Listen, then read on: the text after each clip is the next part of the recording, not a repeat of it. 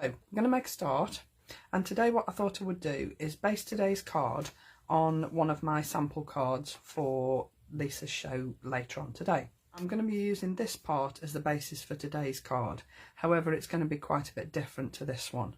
But I just wanted to show you how easy this bit was. I'm using the budding stem, and I'm also using the Build a Flower die set. And then I'm going to be using, obviously, the nested stitched hearts. I'm using the biggest heart.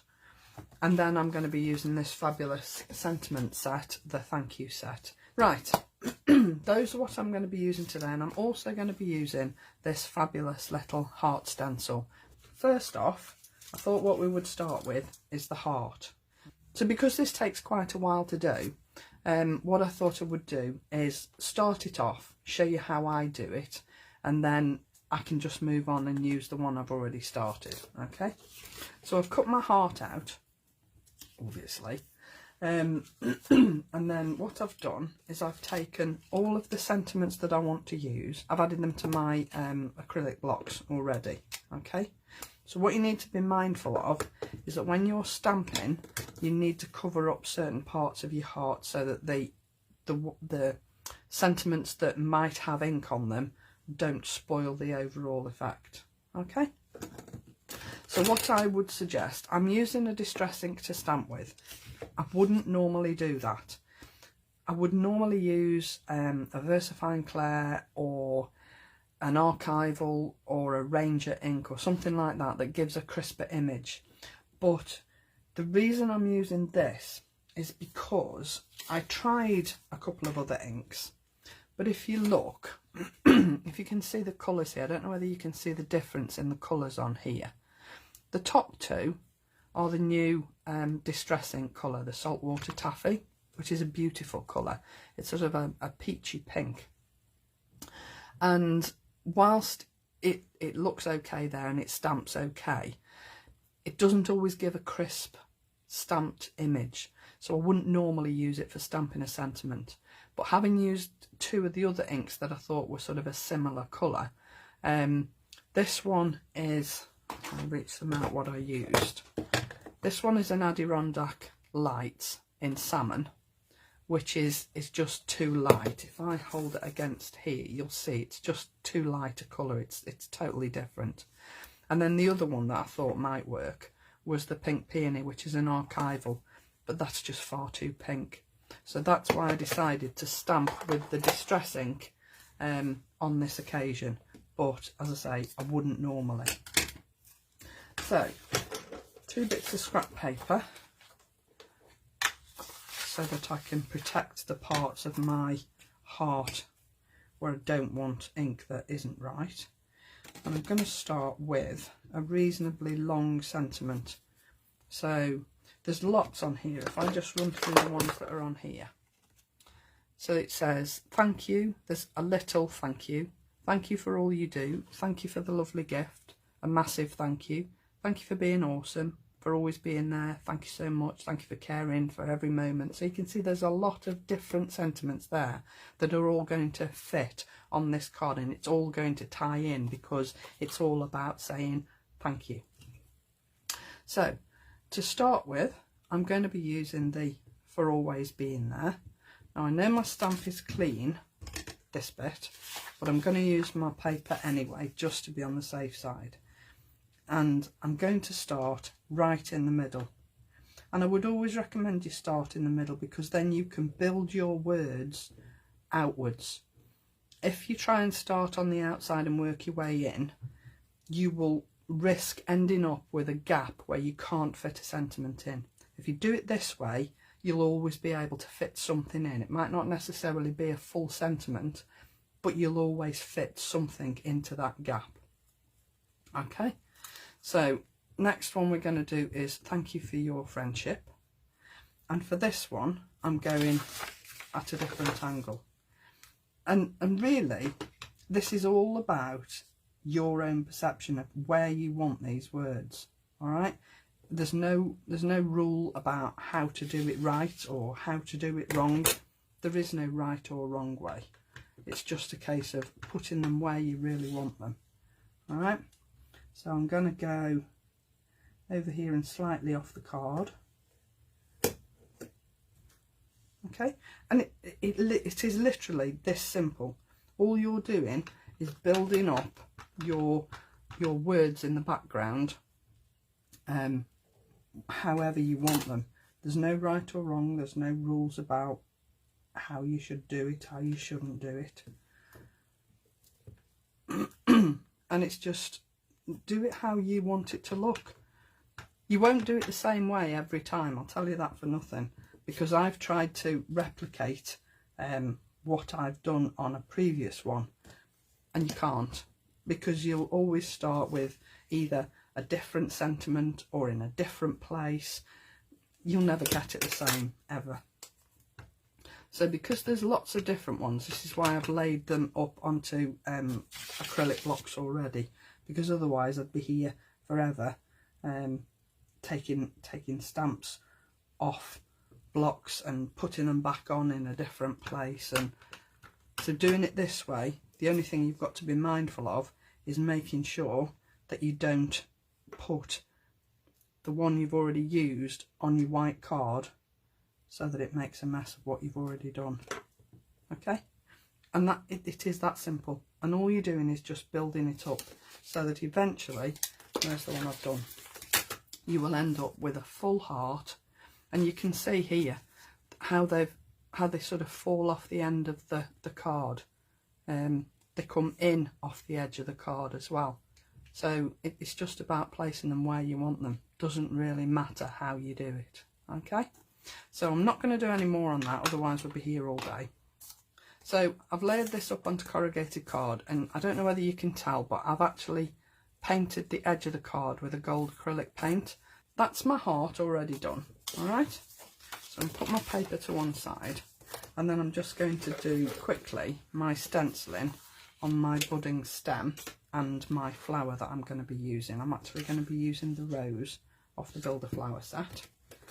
Okay, so I'm going to do my budding stem first. Let's find number 1 as well.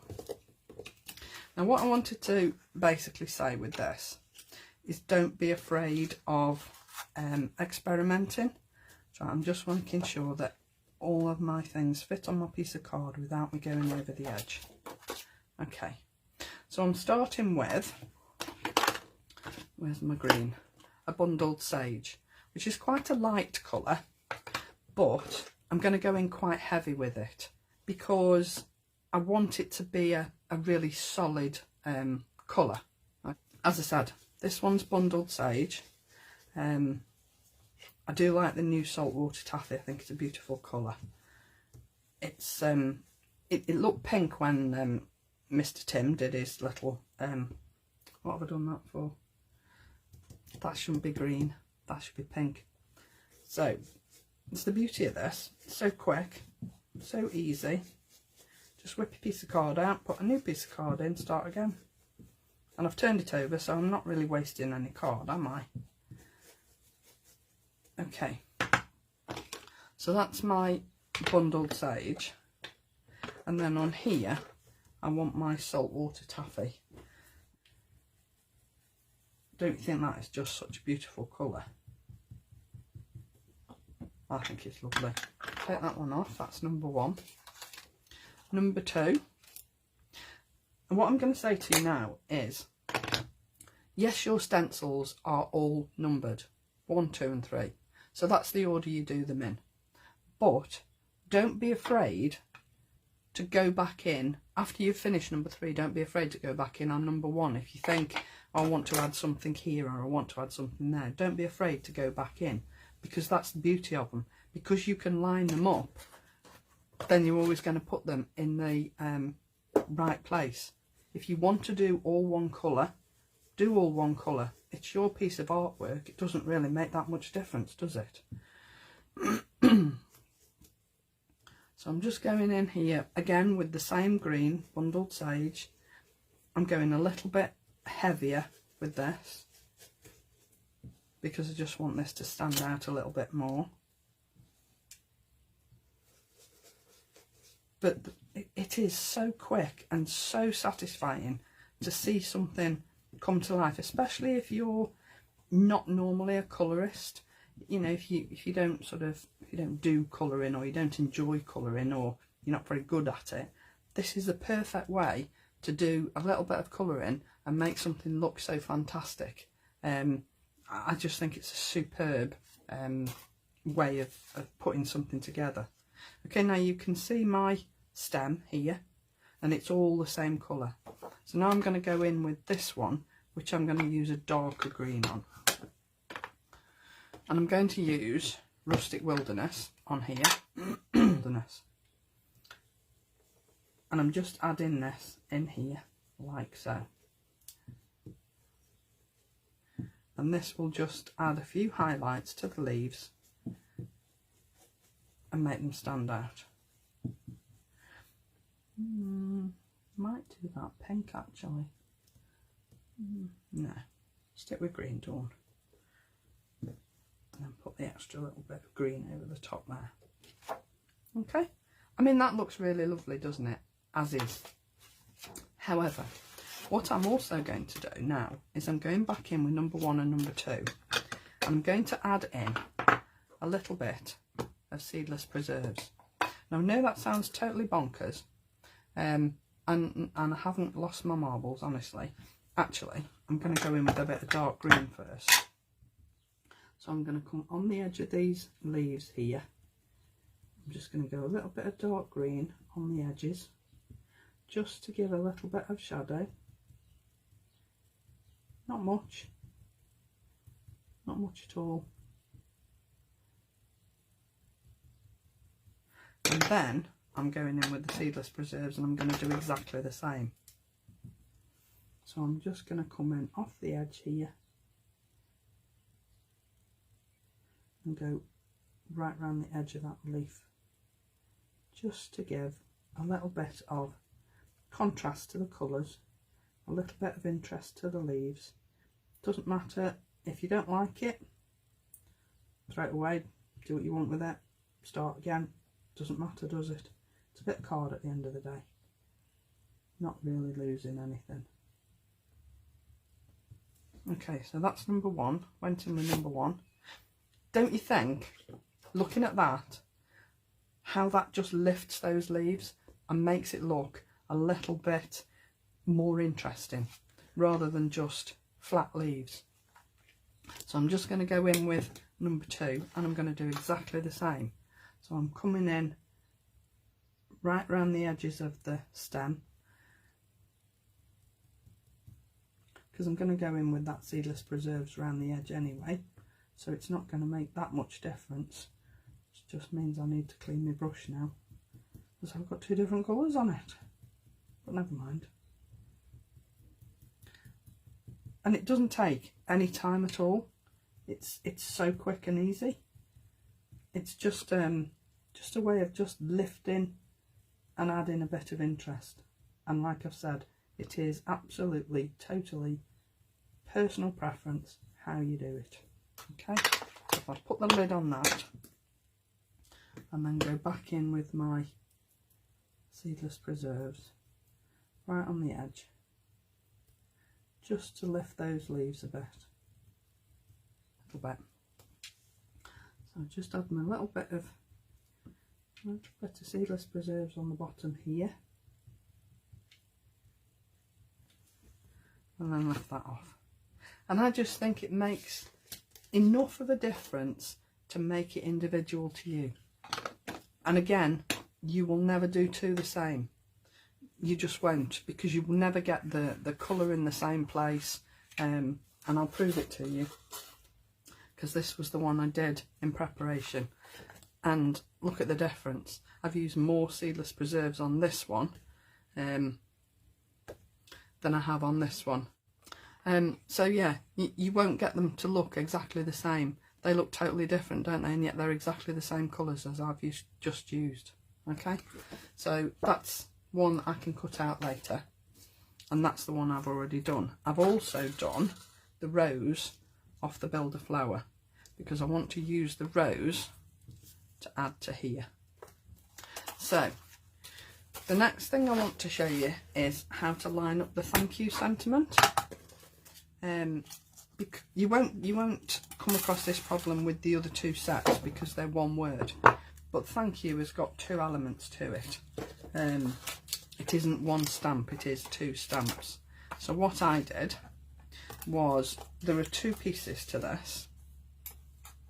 So this is the piece that you would stamp on, and this is the piece that you'd use for your mat and layer. Okay, so what I've done is I've cut this piece out, which is this piece here, and then I'm going to line my stamp up on here so I know it's in exactly the right place for when I come to stamp it. So I'm lining that up with the piece underneath, like so. Okay, and then I'm just going to go in with my acrylic block and lift that up, and then I'm going in with my saltwater taffy, which, as I've said, I wouldn't normally use a distress ink, but I just think it fits this card beautifully.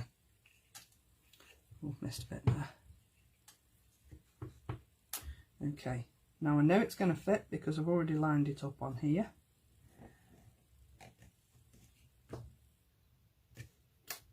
Okay, now you see what I mean about not giving a crisp image. So it does look as though I've missed some. I haven't. It is all stamped, but that's what you get when you use a distress ink for stamping sentiments.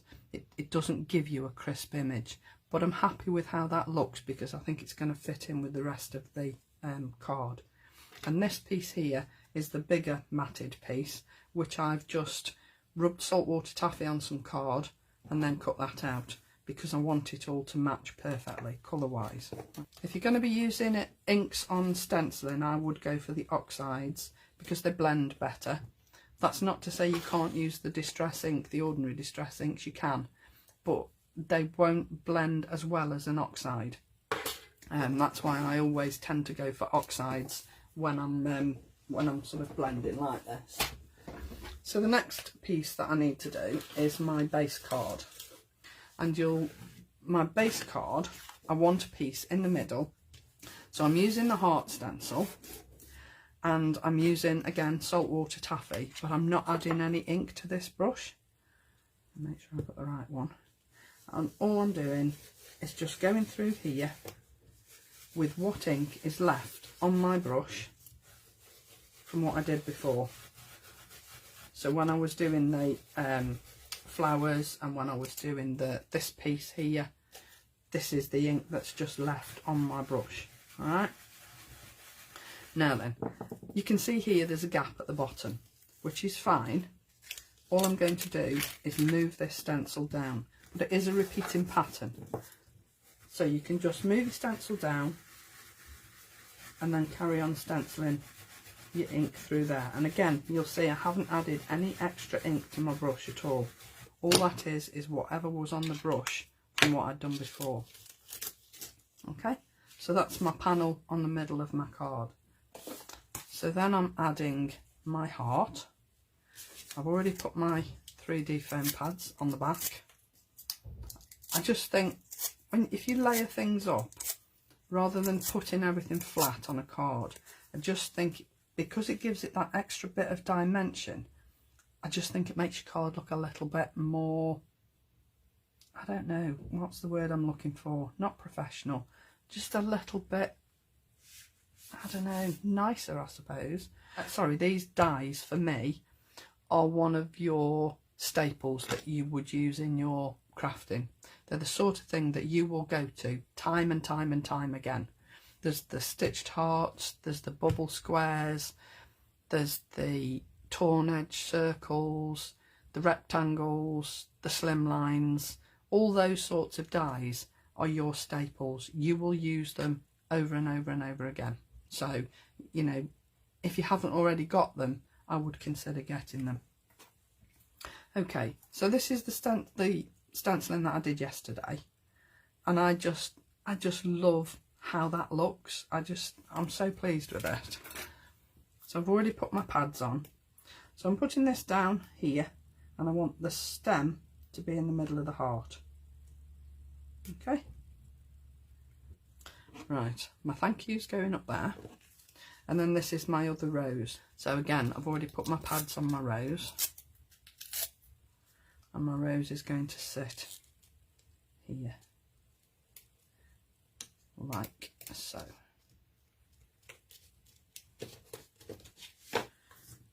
And then just put some pads on the back of my sentiment, and then add that to the top of my card. Now if you wanted to, you could pick out one of the sentiments that you've used on here. You could put your thank you up here at the top, and you could actually put another sentiment down here. But personally, I don't think it needs it, because when somebody's looking at this card, I guarantee the first thing they're going to do is look through that rose and see what the words say. So whilst it looks a beautiful card anyway, it also gives that little bit of interest, and it's a little bit intriguing for the person that's received it, because they want to try and read all the words that are behind the rose. So I think that looks, I'm really happy with that. I think that looks really super, and I'd be chuffed to bits if somebody sent me a card like that. I think that's fabulous, and it's all down to Lisa's stencils and stamps and dies. So thanks very much for joining me today. I hope you enjoyed that, and I'll see you again on Thursday morning. Bye for now.